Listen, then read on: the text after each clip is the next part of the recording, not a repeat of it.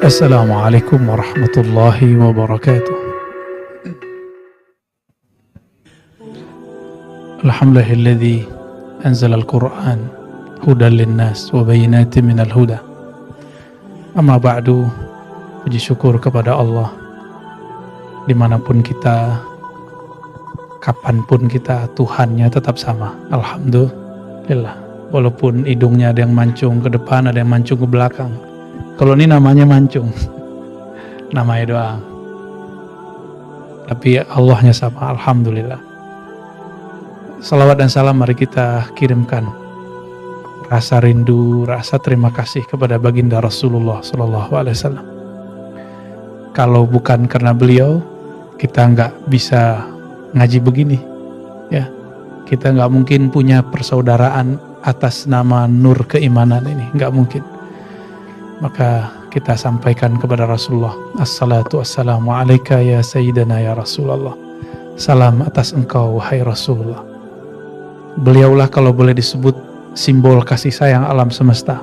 Meskipun pengikutnya hari ini tidak banyak yang mewarisi itu, ya, malah kemudian mewarisi sisi yang lain.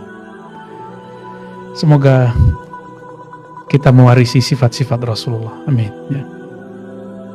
Yang saya hormati Rafi, ada Ahmadnya, nama sirnya Rasulullah itu ya, yang disebut oleh Sayyidina Isa. Nabi Isa itu ketika mengabarkan akan kemunculan Nabi Muhammad, Muhammad bin Abdullah belum lahir.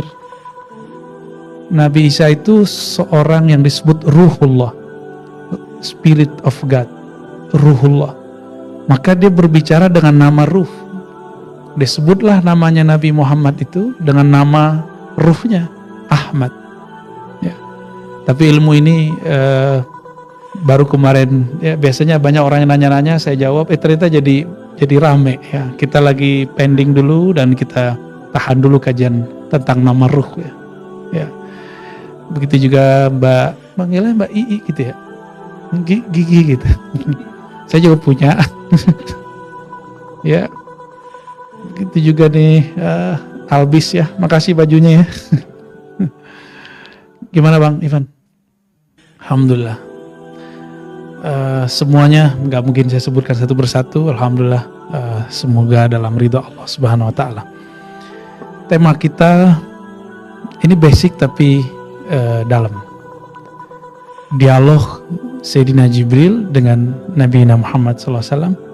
Ketika itu Sayyidina Jibril menyamar jadi seseorang yang paling gagah sealam semesta. Tapi Nabi Muhammad mengatakan yang paling keren wajahnya siapa? Nabi Yusuf. Di kalangan sahabat Nabi yang paling mirip Nabi Yusuf itu namanya Dihyah. Dihyah itu kalau ini teteh-teteh ini ngelihat lupa napas kali. Ya, bisa mati berdiri, mati duduk kali ya. Bahkan seorang ratu tercantik saat itu, ya, dia istri seorang menteri tapi sama dengan ratu yang disebut namanya Zulaikha. Ada 5 nama yang disebutkan dalam riwayat yang ada, lebih malah kan. Itu pun tadi ngangkat dia sebagai budak, tapi malah dia jatuh cinta kepada budaknya. Itu terjadi ketika digosipkan, masa nyonya jatuh cinta sama budaknya. Hatinya terbakar, dia tersinggung. Awas nih ibu-ibu sosialita, belum tahu dia mukanya Yusuf gimana, ya, yang mirip dengan Dihya Al-Kalbi itu. Maka dibuatlah acara biasa, ibu sosialita buat acara. Biasanya kan ibu sosialita buat tas gitu ya, bawa kendaraan, semuanya bajunya lengkap. Tapi disediakan di depan makanan, buah-buahan lengkap dengan pisau. Disuruhlah Nabi Yusuf ini lewat, sup. Panggil Ucup kali kalau di Sunda ya. Ucup, datanglah.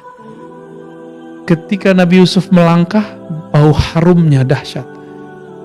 Harumnya itu bukan dari parfum, karena emang dari sananya dia harum. Harum maskulinnya itu muncul. Dia jalan pelan-pelan, sangat laki-laki tangguh, sangat maco gitu, tapi anggun. Membuat ibu-ibu itu nggak jadi makan. Begini, Dan mereka nggak sadar kalau sudah melukai tangannya. Yaqta'na aydiyahunna, mereka melukai tangan-tangannya. Bukan motong ya, yaqta' walaupun arti aslinya memotong, tapi di situ artinya melukai. Kenapa saya sebutkan kisah ini? Ini baru memandang wajah Nabiullah Yusuf.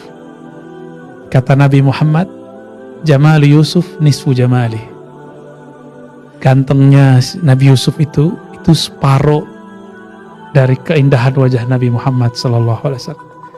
Tapi disembunyikan dalam nama Muhammad bin Abdullah. Disembunyiin. Jadi kalau perempuan melihat Nabi Muhammad aslinya, itu bisa nggak napas. Seperti Nabi Daud, kalau beliau lagi baca Mazmur, Zabur, 3 hari 3 malam beliau nggak perlu makan minum. Itu burung langsung diam, angin langsung diam, apa aja langsung diam. Bahkan beberapa burung-burung mati karena nggak bisa bergerak, mendengarkan indahnya bukan main. Ya. Suaranya Nabi Daud itu juga separuh kemerduan dari suara Nabi Muhammad Sallallahu Alaihi Wasallam. Orang ini wajahnya mirip dengan Nabi Yusuf. Datang kepada Nabi Muhammad Sallallahu Alaihi Wasallam, ternyata di dalamnya adalah Jibril Alaihissalam. Orang ini kemudian bertanya 4 hal pertanyaannya. 4 hal inilah yang saya harapkan nanti menjadi panduan kita kalau belajar agama. Jadi belajar agama itu nggak usah ribet-ribet, 4 aja. Ya, hadisnya sahih, kalau kita belajar hadis itu disebut hadis valid, bahasa Arabnya sahih. Hadis Muslim, jadi dalam ilmu hadis itu ada 2 kitab yang sahih yang disepakati, Sahih Bukhari, Sahih Muslim. Di Sahih Muslim nomor pertama dalam bab iman disebutkan kisah ini. Ini karomah sahabat. Karomah itu kejadian luar biasa. Malaikat menampakkan dirinya kepada para sahabat. Dan mereka bukan lagi tidur. Itu lagi keadaan kejaga. Jadi jangan-jangan ada yang bertamu ke sini, dia bukan manusia. Bisa jadi, ya, siapa tahu. Mungkin duduk di sini, wallahu a'lam. Hal ini terjadi berkali-kali di kalangan sahabat, terjadi berkali-kali. Nabi Ibrahim pernah mengalami itu, dan beliau nggak ngeh sampai kalau sekarang buatin nasi kebuli, buat sendiri, motong sendiri, masakin sendiri, kira-kira 3 jam lah. Ketika dihidangkan, apa kata mereka? Kami tidak makan, kami nggak makan. Barulah Nabi Ibrahim merinding. Oh, kalian bukan manusia toh. Ternyata kalian malaikat. Jadi sekelas Nabi Ibrahim bisa nggak ngeh kalau itu seorang malaikat. 3 orang malaikat datang.